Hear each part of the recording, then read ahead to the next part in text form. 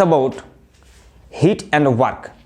Okay, so two important things on thermodynamics. When you talk about thermodynamics, the two things first come in your mind is heat and work. Okay, so today I will discuss great detail about heat and work. And here work means I like to discuss here reversible work. Okay, reversible work only. So I will discuss little bit of reversible process also and quasistatic process also. But first I like to discuss about heat in a very basic way, as you have already studied in your earlier classes. From our childhood we hear these two terms, that is heat and work, and in thermodynamics these two terms have a great role. Okay, we need to understand heat and work if we want to understand thermodynamics in great detail. So the very first thing I like to discuss about heat, and generally we denote it as Q. Okay, so what is actually mean by heat? And as you know, or as you read from your earlier classes in class 9, 10, or further more childhood, that is 7, 8, you have read about this, and each and every time you have heard a very conventional definition of heat, that is heat is a form of energy. Okay, this is a very common definition of heat. Heat is a form of energy. But you will be very surprised to know that there is some misconception about this definition, this more popular definition of heat, that is heat is a form of energy. A little misconception is there, and the misconception is heat is not a form of energy. Actually, heat is a form of energy transfer. So I like to add another term, that is energy transfer. Okay, I like to discuss right in separate line that it is a form of energy transfer. Okay, so we need to understand why there is a misconception between energy and energy transfer. To understand this misconception, or to clarify our misconception, we need to know about first what is actually mean by heat in microscopic level. Okay, so what is actually mean by heat? If we take an example, let we have one body of, let's say, temperature T1, it has temperature T1, and the another body, it has temperature T2.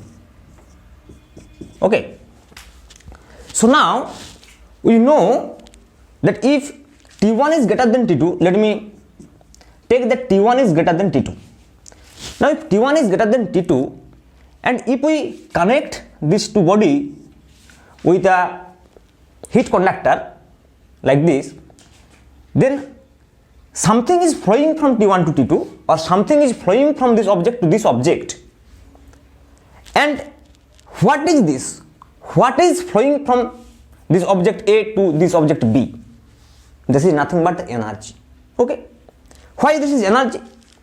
Because what is actually happening in the molecular level of this object, when we said that the temperature of this object is T1. So at any temperature within the body, the motion of the molecules, or if we take it as solid body, then these molecules are vibrating. Okay, so if we increase the temperature, the vibration will be increases, or the amplitude of vibration will be increases. So the amplitude of vibration is increases means its energy increases, because you know this energy is proportional to the amplitude square, which is the amplitude of vibration. So if we increase the temperature of the body, its amplitude of vibration will increases, so its energy is increases. So when we talk about that its temperature T1 is greater than this temperature, then if this the configuration, atomic configuration or the molecular configuration of these two bodies is same, then we can easily say that the amplitude of vibration of this object is greater than the amplitude of vibration of the molecules of these objects. So here the amplitude of vibration is increases or more than this object, means here energy is more than this. So if we talk about T1 greater than T2, then we can readily say that E1 is also greater than E2.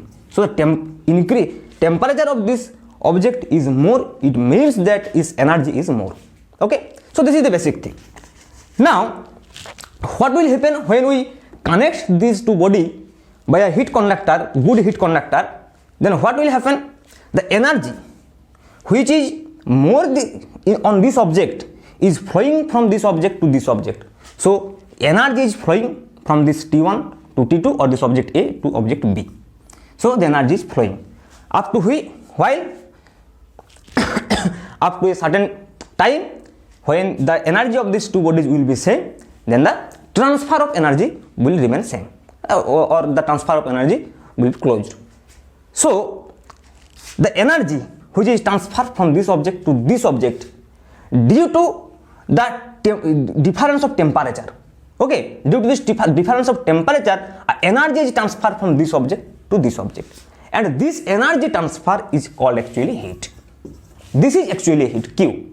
So when there is no transfer of energy, the term heat is meaningless.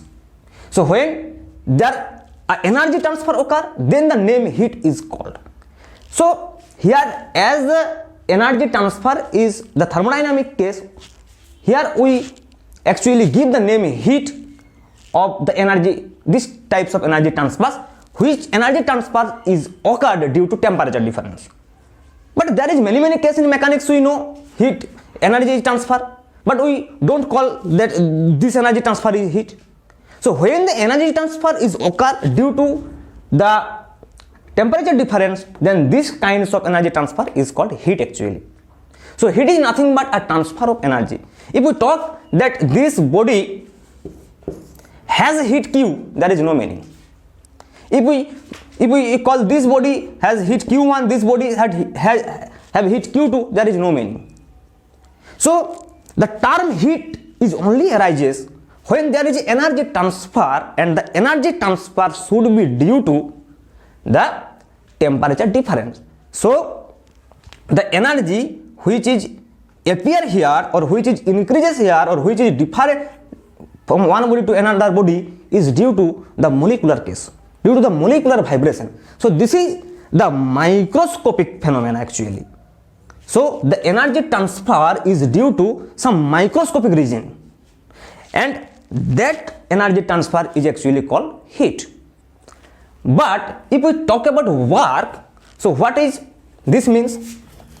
Actually heat and work are similar case if we call it with respect to interaction between system and surrounding. Okay, so if we take this is a system of gas, okay, let me take that thermodynamics. We are already, I have discussed that in thermodynamics always we are interested to know about the properties of a gas. So this is nothing but a gaseous system, of course. So this is a system, this is a system, and this is a surrounding, you can say. This is a surrounding, you can say. Okay, so when the system interacting, this system is interacting with surrounding, there is two process of interacting between system and surrounding, and the very first one I have discussed is heat, and the second one is work done. So the system and surrounding can interact by doing some work by system on the surrounding, or by surrounding on the system, or it may interact with each other by transfer some energy in the form of heat. Okay, so there are two processes of interaction between system and surrounding. One is heat and another is work done. But what is the basic difference between this interaction is very important. Okay, so if we talk about heat and if we talk about work, heat means energy transfer, and work means work done actually. Okay, so now if we draw the diagram again, that this is a system and this is a surrounding. Okay, now if I add a piston like this, and if we push this piston and its volume decreases, or if we if we free to move this piston upward direction, then the volume is increases. So it can be happen by volume increasing or volume decreasing. We can work done on the system or by the system. So the work done by the piston on the system or by system on the surrounding is nothing but the interaction between system and surrounding by doing some work or by doing some energy transfer. When we push the piston, if we work done on the system, then there is also an energy transfer between system and surrounding. So this is also one type of energy transfer, and heat is also one type of energy transfer. But the difference is that here the energy transfer occur due to the microscopic level, the microscopic phenomena, that is the molecular vibration. So here also energy transfer is occur between system and surrounding, but here due to the microscopic region, due to the microscopic region, and here due to the macroscopic region. And here the macroscopic region means the work done or the energy transfer between system and surrounding done by the system in a macroscopic level, that is by using this piston up and down. But here there is nothing doing, that nothing is doing here by the macroscopic level, by using the piston or any other things, shaking the cylinder, etc. We don't need to do this. If we increase the temperature of this system, then the molecular vibration will occur, and due to this molecular vibration, the heat is exchanged, or you can say the energy is transferred. Okay, so here is also a interaction between system and surrounding. Here is also a interaction between system and surrounding, but the region is different. Here the region is the microscopic region, and here the region is macroscopic region. So this is the basic interrelation or the difference between the heat and work. Okay, so there is also a relation between this heat, this work done, and there is something called internal energy. I will discuss later on what this internal energy is. But now I like to discuss about this work.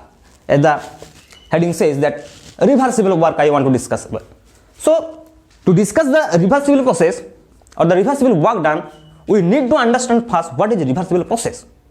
And to understand the reversible process in great detail, we have to know about the quasistatic process. So what is actually mean by quasistatic process and what is actually mean by reversible process, we will discuss in great detail. Okay, so now I like to discuss the reversible process or the reversible work done, and as well as the quasistatic process. So reversible PV work, actually reversible PV work. Okay, now to understand the thing, let me give an example. Okay,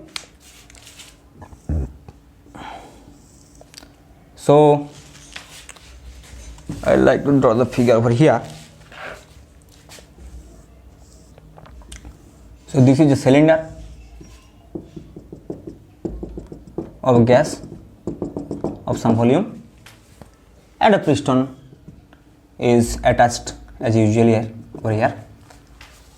And now I want to decrease the volume of the system. Okay, let the volume PV, it's the thermodynamic variable of this system is PV and T, the basic things, that is PV and T. Okay, pressure, volume and temperature.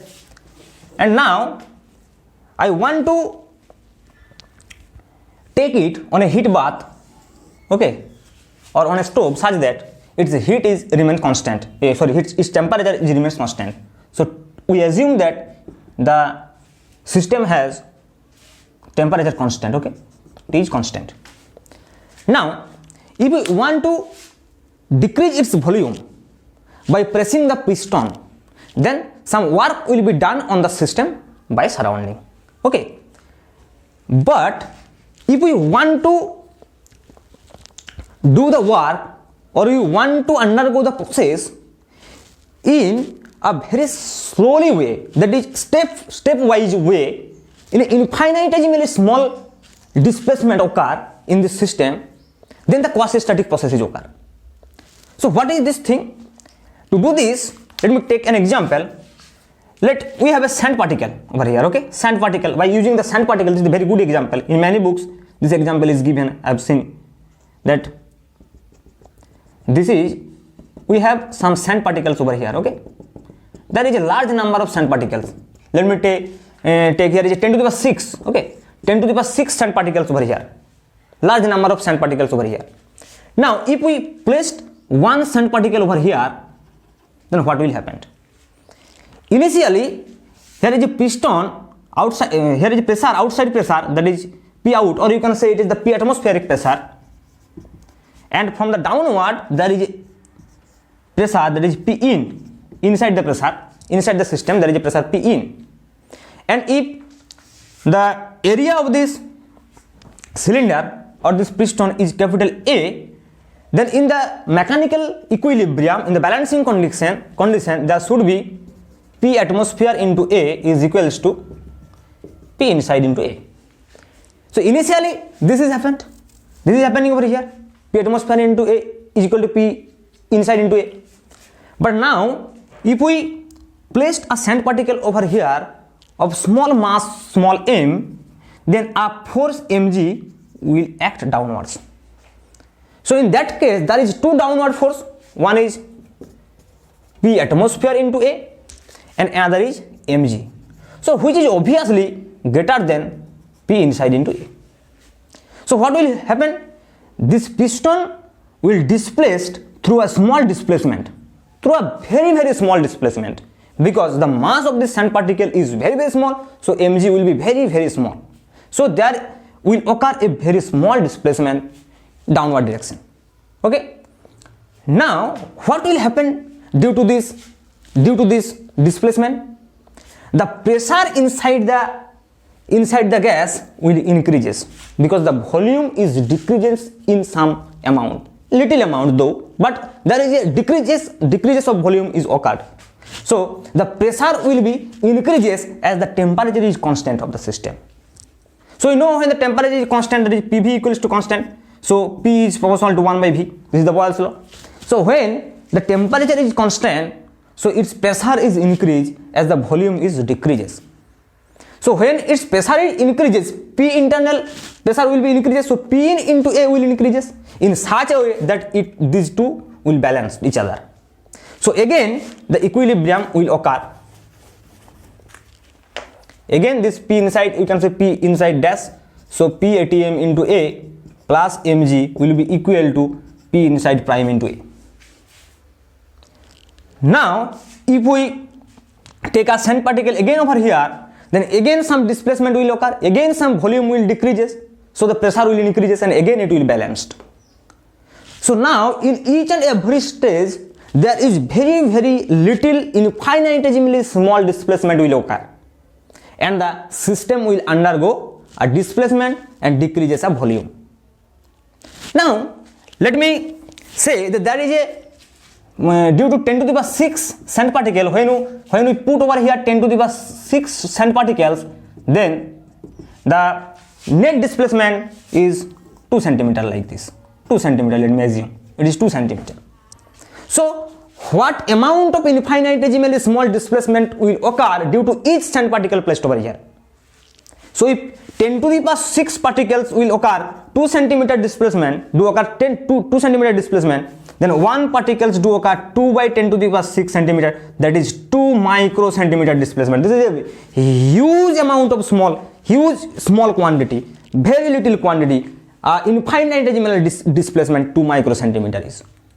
So very little displacement is occur due to each sand particles when we placed over here. Okay, so this is a very, very stepwise, piecewise infinitesimal process. There is, you can say any technical term for this thing. Okay, now if we want to, this system will be in this position.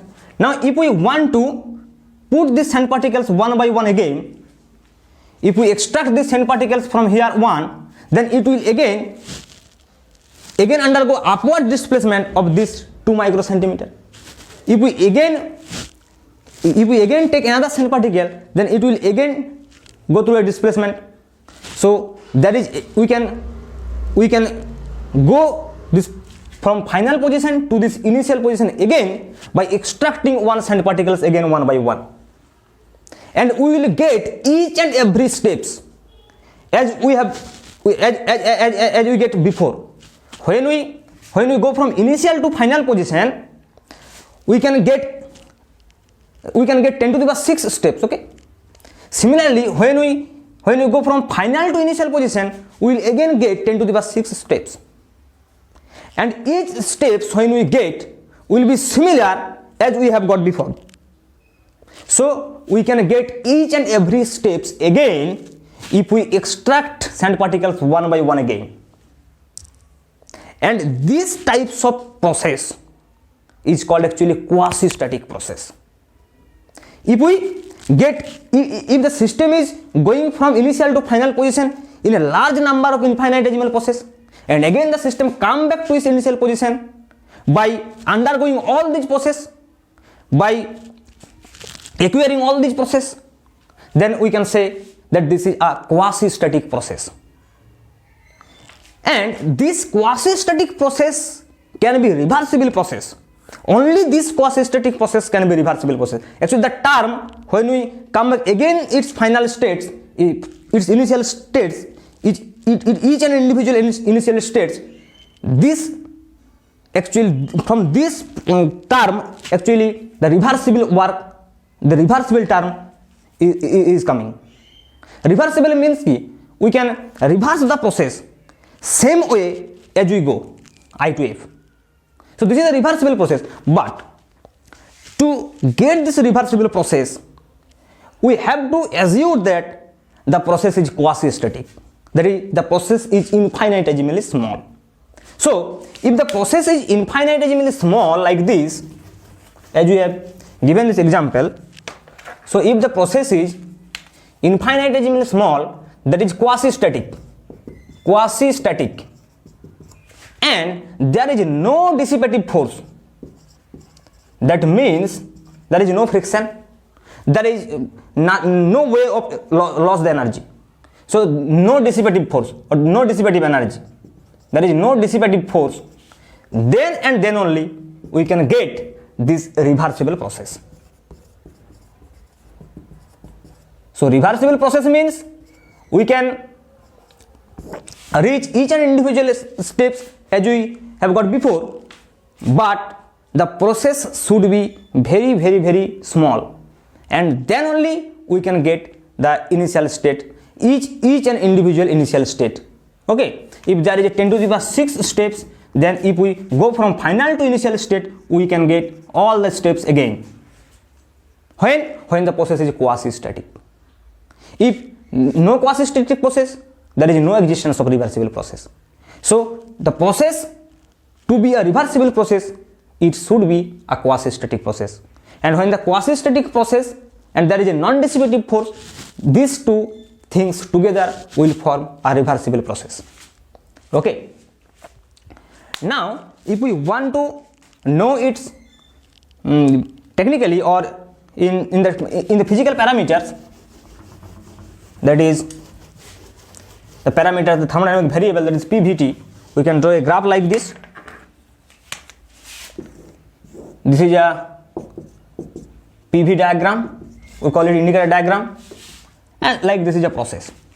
So if a process from A to B, if we take, this is P1, V1, T1, and this can be P2, V2, T2. So if we go from this point to this point in very infinitesimal number of processes, there will be various kinds of set of this parameter P1, V1, T1, P2, V2, T2, P3, V3, T3, etc. Various steps there is. If we denote a state, thermodynamic state, by using this three thermodynamic value P1 V1 by T1, there is large number of set of P1 V1 T1 over here. So we can go from this initial to final state, as we discussed before in the example. There is a large number of PVT, and we can if we go from initial to final position, and if we extract the condition, we can also reach from final to initial condition with each steps. As I have given the example, there is 10 to the 6th step, so we should get all the steps to be the process, reversible process. Okay, so this is the all about reversible process. Now if we want to derive the work done in this process, this is very simple. Okay, this is very simple thing. So we have a piston like this, as we have said before, and the piston undergoing a small a volume like this. This is the when the piston is in this position, then the volume was V1, and when in this position the volume is V2. So if we take a infinitesimal distance dx over here, and the pressure P inside is P, and this is the area, then the force P is equal to F is equal to P into A, and the work done for this small infinitesimal displacement dx, then dW will be F dx. Now F is nothing but P into A, so P into A dx. So A dx is nothing but volume of this small region, so that is PdV. So this is dW. Now if we talk about W, so it will be integration of dW, so it will be integration of PdV with certain limit, that is V1 to V2. And if the work is done by the system on the surrounding, then the volume is expanding and this work done is positive. So the calculation is very thin, but the concept is what is actually mean by the reversible process, and what is actually mean by the quasi-static process, and what we know about heat, and what is the correlation between this heat and work, and how we can define these things, why we define these things in thermodynamics. This is very important. Okay, thank you.